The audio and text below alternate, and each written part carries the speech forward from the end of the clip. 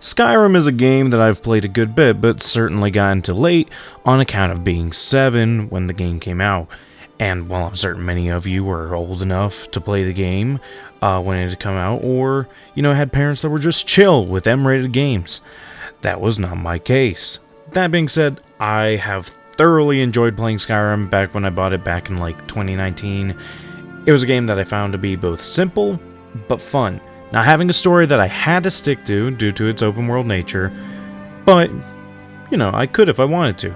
And, it wasn't the first open world game that I purchased. I would give that title to Just Cause 2 for the Xbox 360.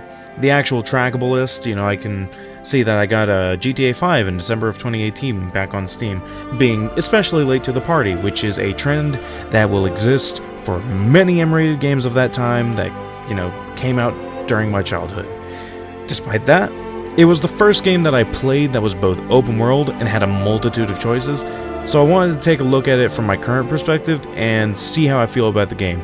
Now, this is a video that I feel like, it's an open discussion video. If you want to say that you hate my opinion, feel free to do so. I would prefer that we keep it productive, but, if you want to say you disagree with me on something, cool. If you say you agree with me on something, cool. I am indifferent either way to that sort of thing, but I do love a good discussion.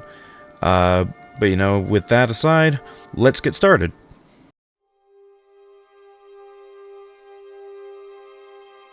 I wanted to start off on a positive note, as I want it to be known that I do truly love this game.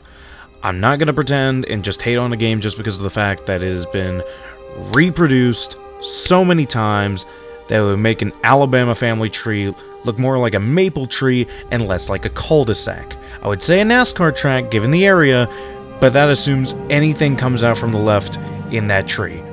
One of the things that I find to be fun is that many quests, have items that you can find naturally while exploring, or multiple methods of starting the quest. The quickest examples being in the quests, the Golden Claw and Bleak Falls Barrow.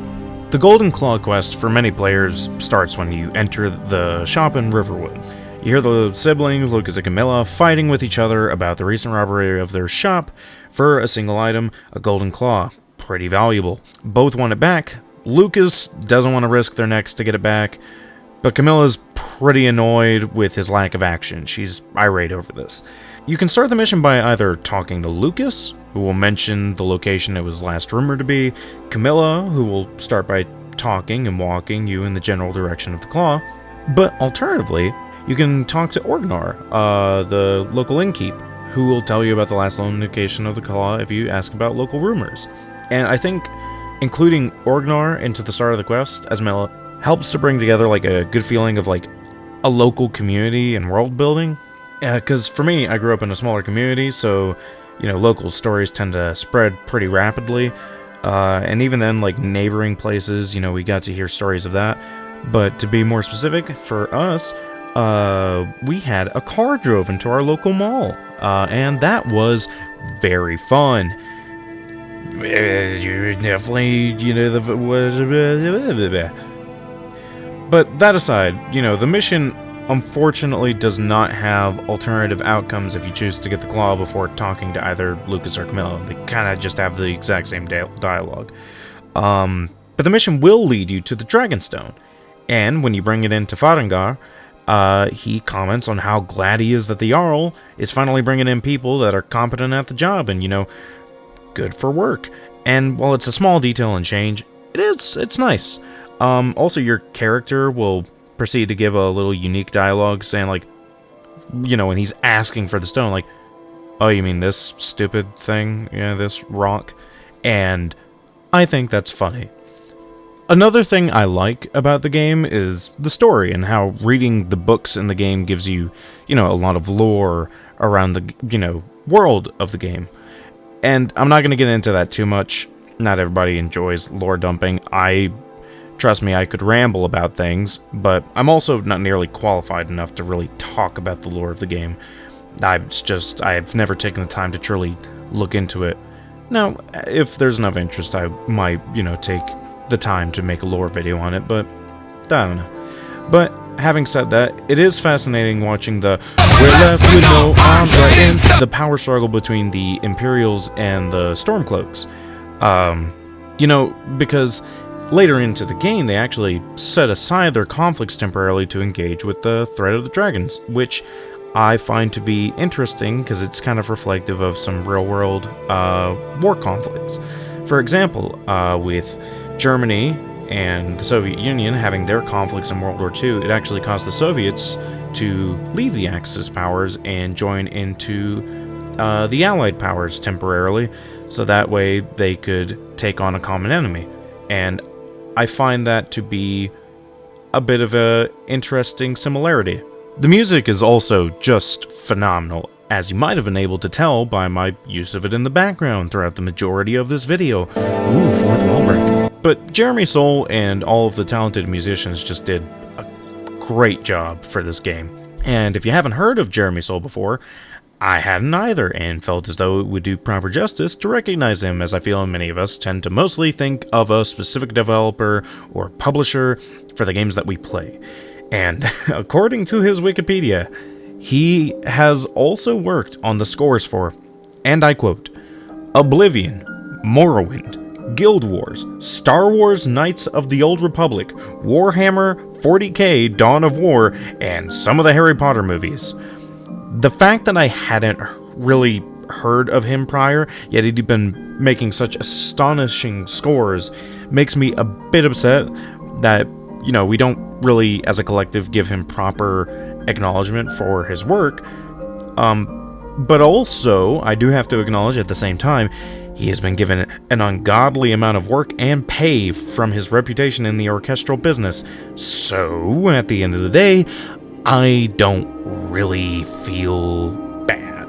But, nonetheless, I still feel it's proper to acknowledge his accomplishments as a composer and acknowledge his work in this franchise, honestly. While it would be nice to only talk about the ups, we unfortunately have to talk about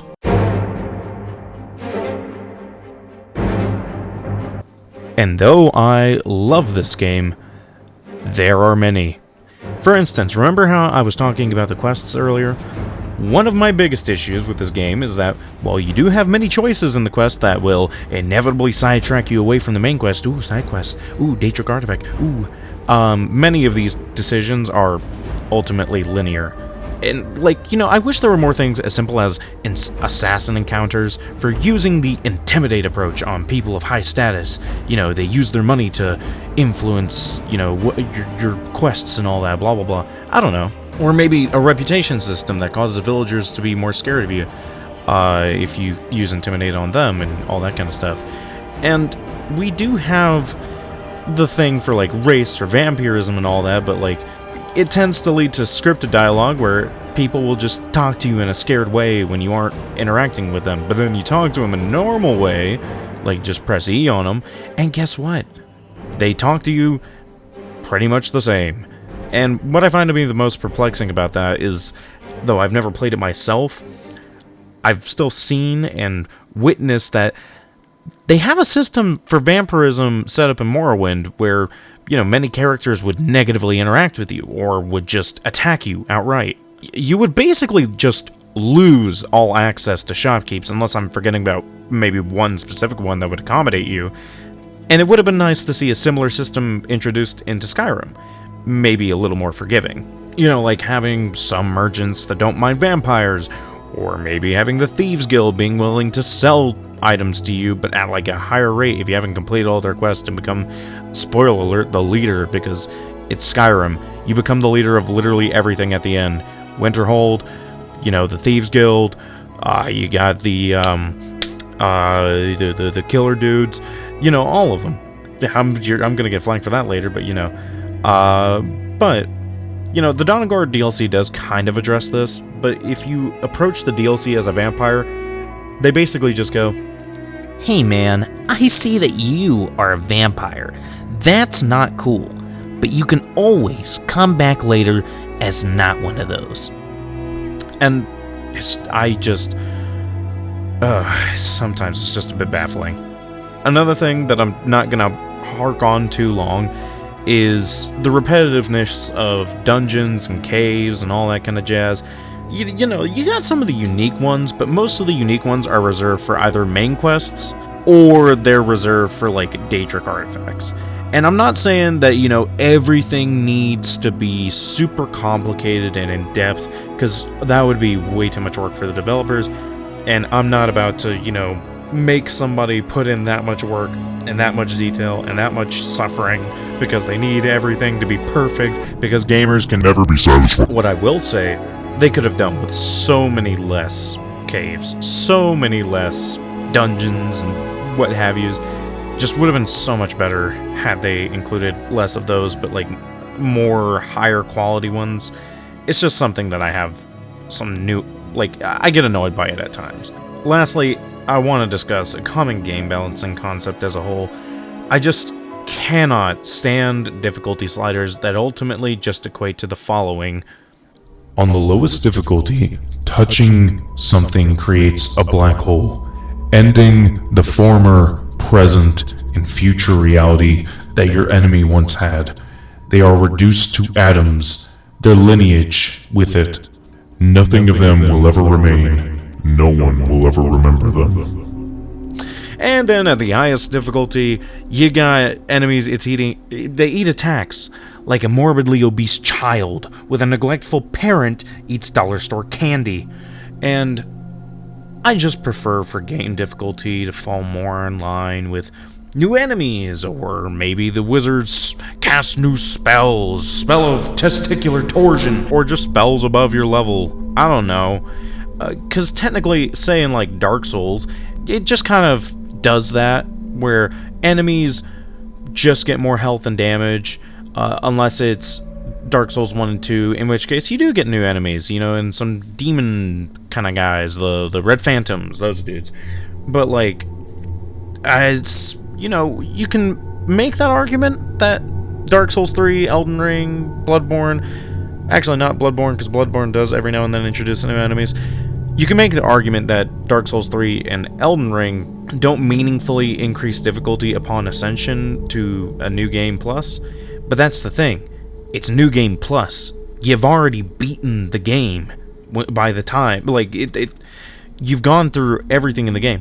When you start a playthrough of Skyrim, there's no, like, once you complete the main story, as far as I'm aware, you don't get to redo it. It's just done.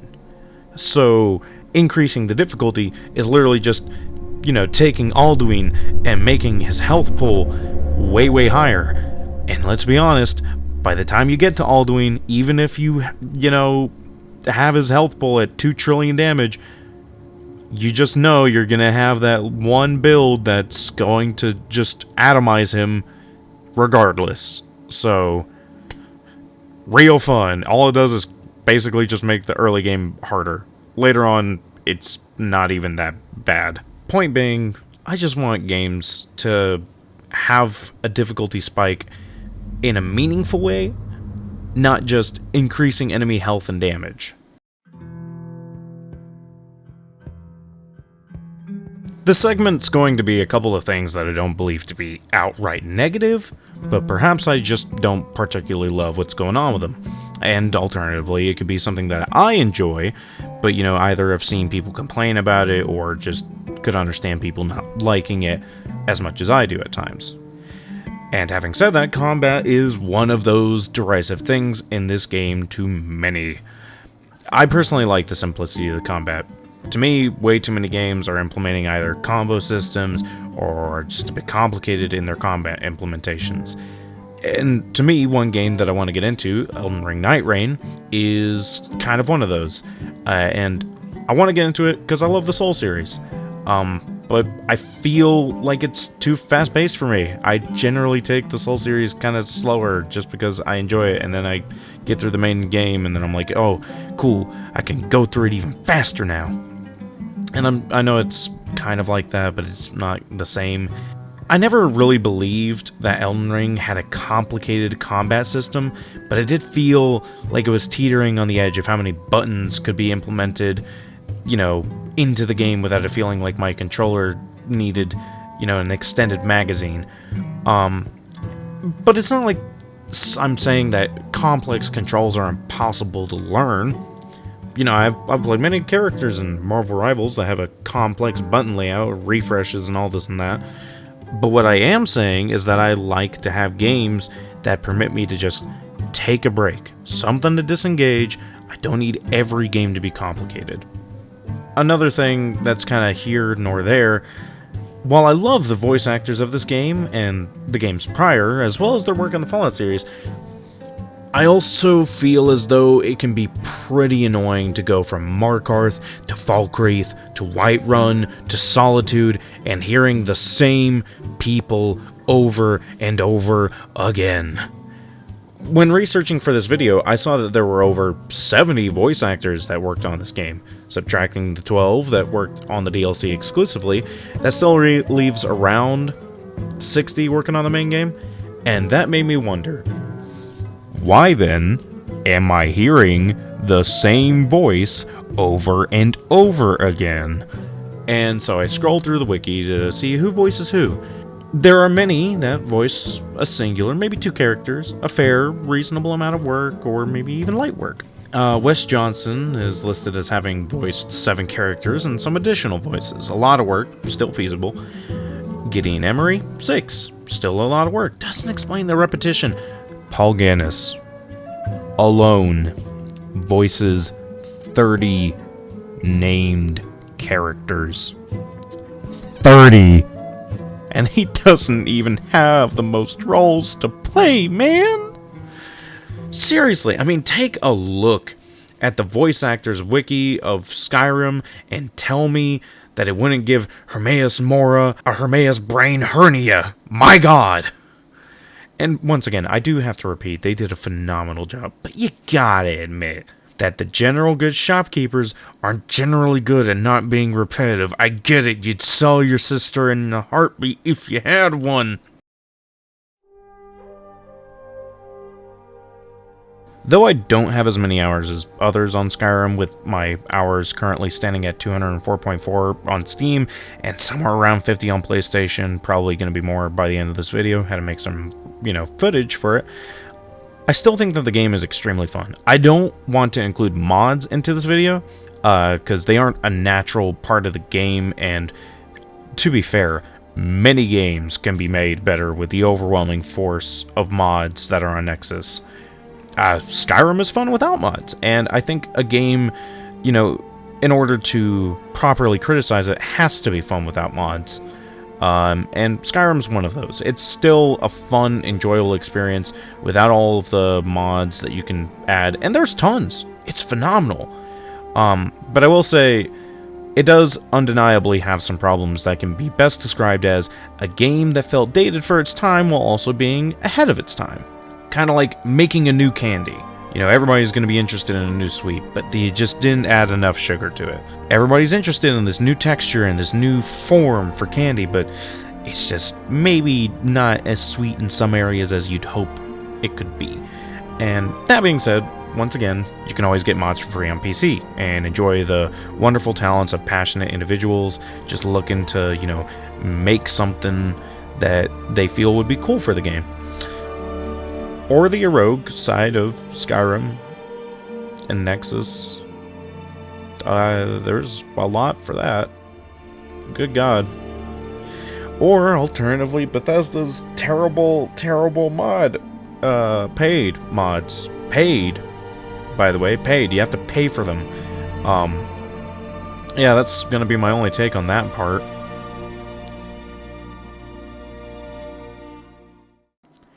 Hey, this is a post-cut and editing.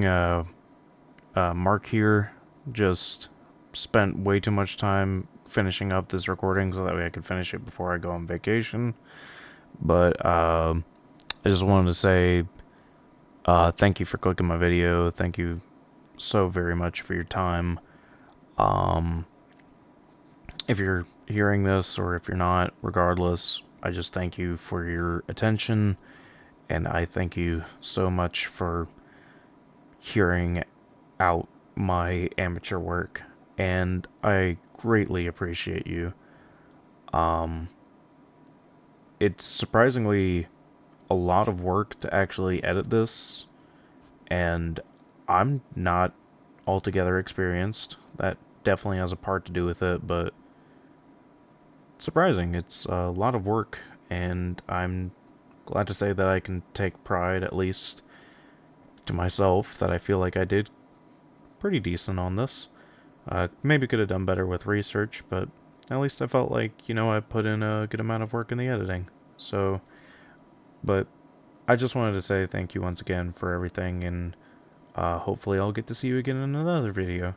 Might not do too many like this, but we'll definitely do some gameplay stuff. With that having been said, take care. Hope you have a good night or day, depending. And I hope you do well.